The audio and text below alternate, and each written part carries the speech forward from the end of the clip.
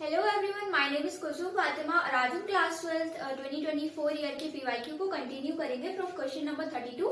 इसमें ए पार्ट था वो तो हम लोग ने पहले वीडियो में कंप्लीट कर लिया था। अब हम लोग सेकंड पार्ट कर रहे हैं इसका और में बी वाला, जिसके खुद 3 पार्ट्स हैं। फर्स्ट है draw label diagram of a step up transformer, describe it's working principle, explain any 3 causes for energy losses in real transformer. तो हम लोग पहले क्या करते हैं, लेबल डायग्राम बना लेते हैं। हमारा स्टेप अप ट्रांसफॉर्मर कुछ ऐसा होता है, कोर होता है उसका।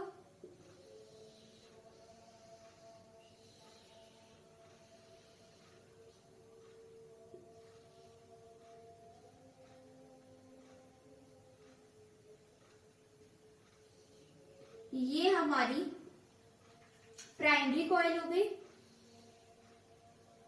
और ये हमारी सेकेंडरी कॉइल हो गई। तो इसमें नंबर ऑफ टर्न्स को हम N1 बोलते हैं, number of turns in primary coil, या फिर NP भी बोल सकते हैं। और ये हमारी number of turns in secondary coil NS। हमारे स्टेप अप ट्रांसफॉर्मर में क्या होता है कि जो number of turns in secondary coil होते हैं वो ज्यादा होते हैं from number of turns in primary coil. ये हमारा बेटर डायग्राम है for transformer.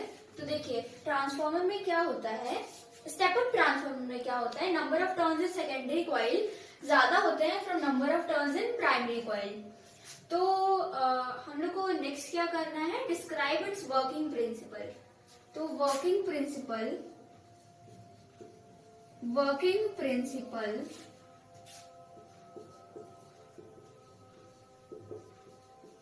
of a step-up transformer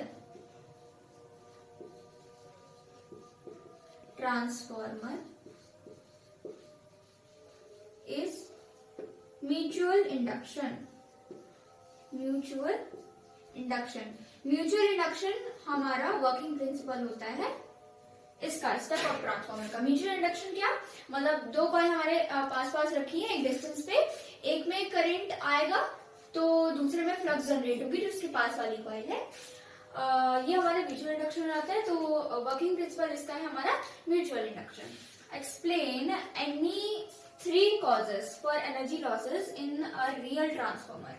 कोई भी 3 हमारे कौन से कॉजेस हो जाते हैं फॉर एनर्जी लॉस। देखिए एक रियल ट्रांसफॉर्मर में कौन कौन, पहले तो एडी करंट हो जाता है हमारा।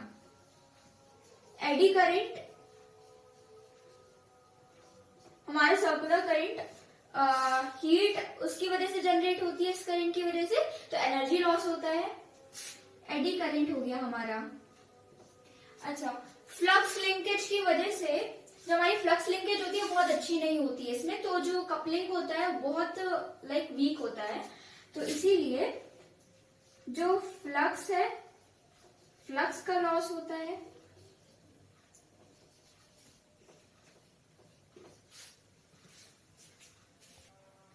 अच्छा, थर्ड है हमारा जो कोर की रेजिस्टेंस होती है उसकी वजह से हीट लॉसेस होते हैं। Resistance of core creating heat losses.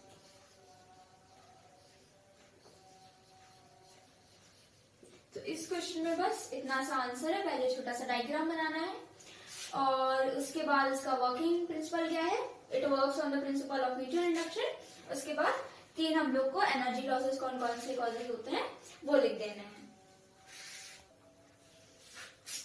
Second है हमारा step up transformer converts a low voltage into a high voltage. हम लोग को पता है फर्स्ट कॉइल प्राइमरी कॉइल में कम टर्न्स होते हैं और सेकेंडरी कॉइल में कंपेयर टू प्राइमरी कॉइल ज्यादा टर्न्स होते हैं, तो वो लो वोल्टेज को हाई वोल्टेज में कन्वर्ट करता है।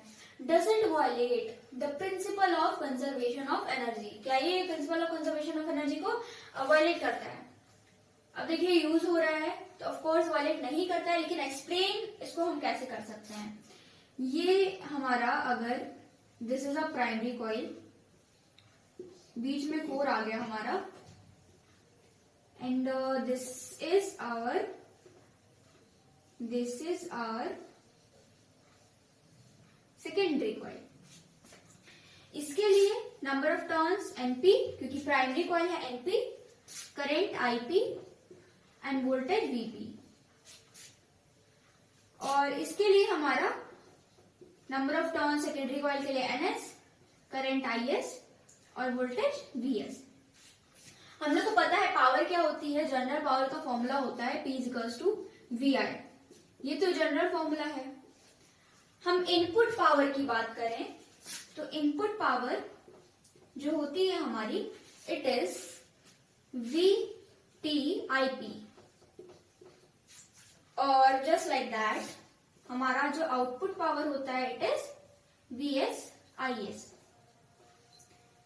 तो from principle of conservation of energy ये और ये इक्वल होना चाहिए।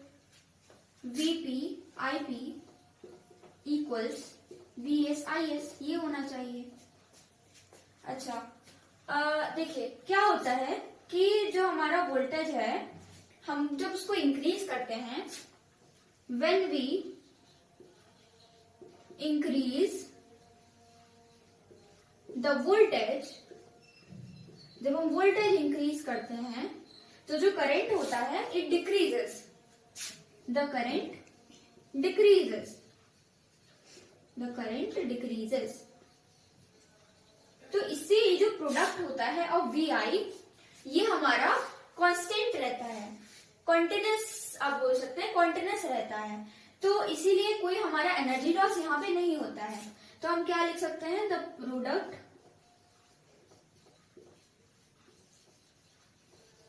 VI रिमेन्स कांस्टेंट, या फिर कॉन्टिन्यूस बोल सकते हैं या कांस्टेंट बोल दीजिए। तो इसी वजह से जो हमारा स्टेप अप ट्रांसफॉर्मर होता है वो principle of conservation of energy को वायलेट नहीं करता है। चलिए नेक्स्ट क्वेश्चन पे आते हैं।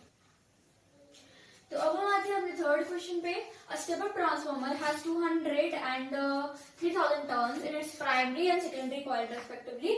तो हमको प्राइमरी कॉइल का कितना दे रखा है, number of turns 200 and secondary coil का दे रखा है 3000। हमको VP दे रखा है, voltage of primary coil, input voltage of primary coil, तो 90 वोल्ट है। हम लोग को निकालना क्या है, द करेंट आउटपुट वोल्टेज। पहला तो है the output voltage occurs across secondary coil. तो आउटपुट वोल्टेज यानी सेकेंडरी कॉइल के अक्रॉस आउटपुट हो जाए VS निकालना है हम लोग को।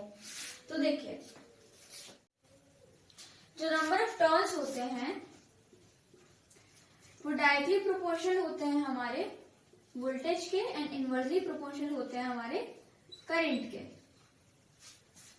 हम लोग ने फॉर्मूला तो ये वाला पढ़ा ही है, NS upon NP is equals to VS upon VP, क्योंकि डायरेक्टली प्रोपोर्शनल है इसलिए। NS NP पता है, VP भी पता है, हम लोग को VS निकालना है, आराम से निकल आएगा।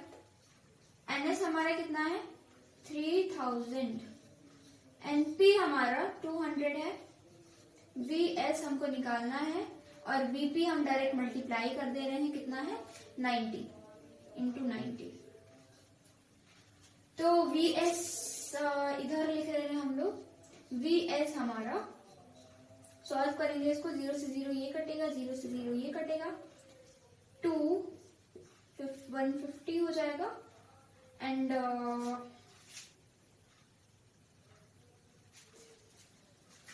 तो VS की वैल्यू कैलकुलेट करके आ रही है 1350 volt.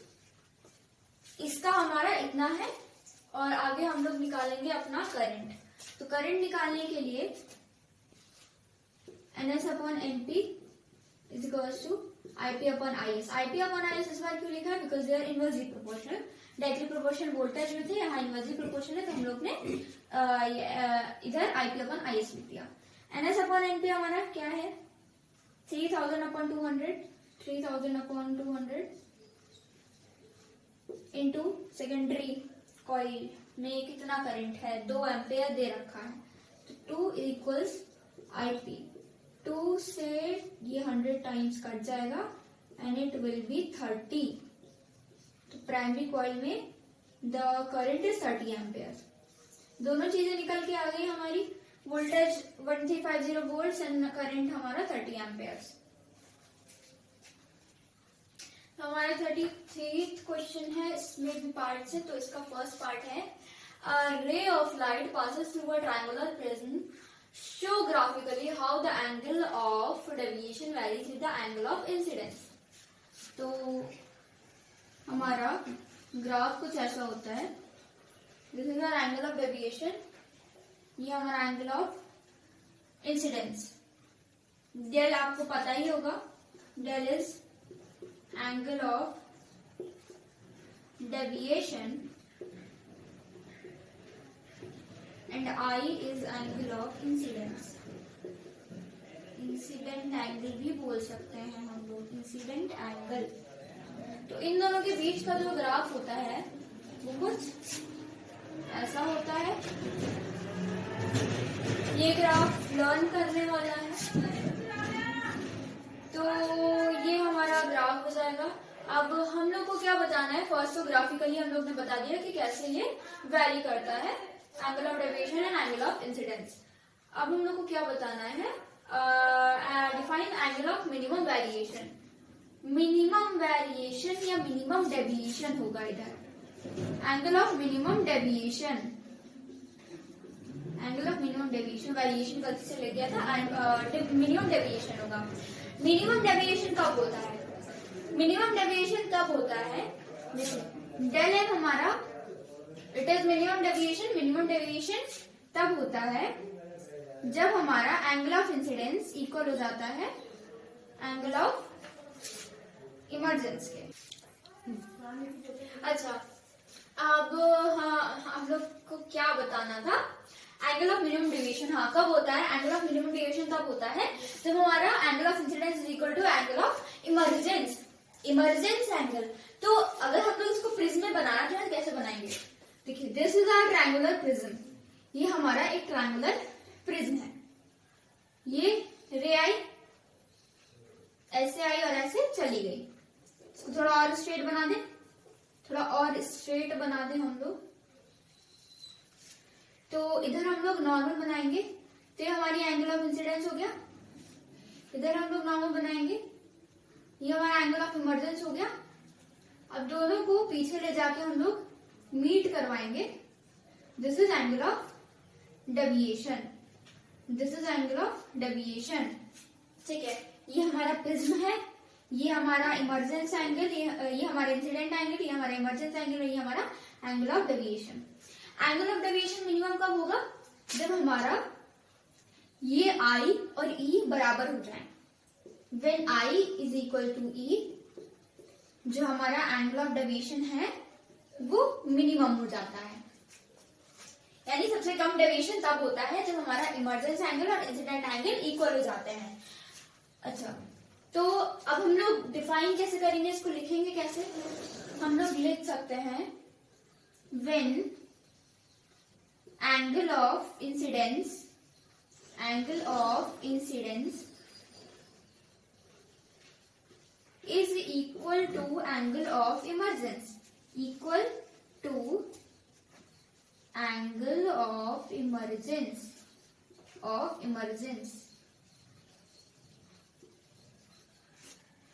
the deviation, then the deviation is called minimum deviation, deviation is called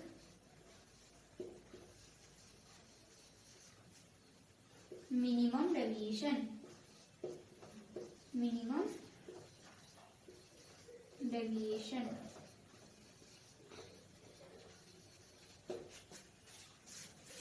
तो जब हमारा angle of incidence angle of emergency equal हो जाता है तब हमारा मिनिमम डेविएशन होता है। अब आते हैं हम लोग नेक्स्ट क्वेश्चन पे। तो हम लोग को प्रूव करना है कि रिफ्रैक्टिव इंडेक्स इतना होता है, mu is equal to sine a plus n by two upon sine a by two. तो इसके सबसे पहले हम लोग को क्या करना है, प्रिज्म ड्रॉ करना है। पहले वाला जो प्रिज्म था वही हम लोग ड्रॉ कर ले रहे हैं। पिछले क्वेश्चन में जो हम लोग को प्रिज्म ड्रॉ करा था हम लोग ने, देखिए ये हमारा इंसिडेंट एंगल है, ये हमारा इमर्जेंट एंगल हम लोग बोलते हैं, लेकिन इसको हम I1 बोलेंगे इस बार और इसको हम I2 बोलेंगे। क्यों बोलेंगे? वो इसलिए क्योंकि देखिए इधर से भी रे आ सकती है और इधर से भी रे आ सकती है ना, तो इसलिए हम लोग इसको इंसिडेंट एंगल 2 बोलेंगे।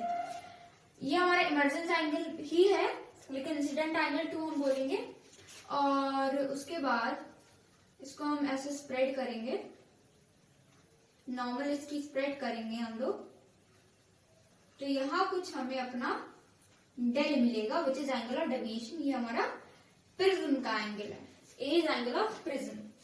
हम लोग को पता है del equals to I1 plus I2 minus a होता है, ठीक है।